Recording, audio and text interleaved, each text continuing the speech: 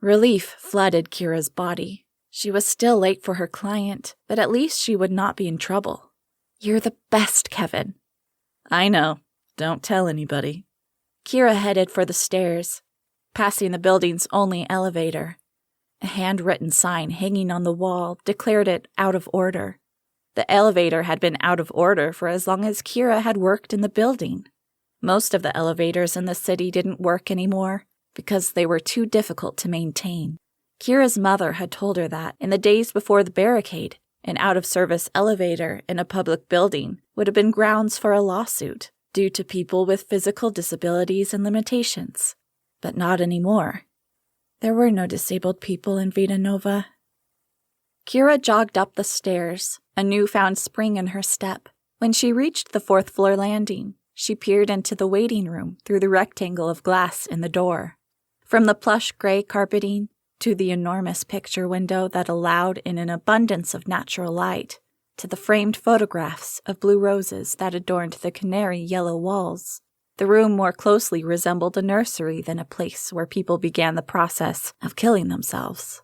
Kira had always assumed the atmosphere was intentionally cheerful to deter the volunteers from changing their minds at the last minute.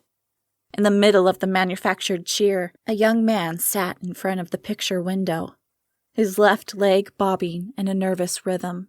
As Kira watched, he reached for one of the volunteer pamphlets on the table next to him. The pamphlet featured a group of volunteers, each with a volunteer rose or corsage, staring proudly into the camera, the words, "For the good of all," imprinted on the cloudless blue sky behind them. The young man peered at the image on the pamphlet, absently running his free hand through his unruly golden brown hair. Kira's heart sank at the sight of the pamphlet in his hands. He's really young and really cute.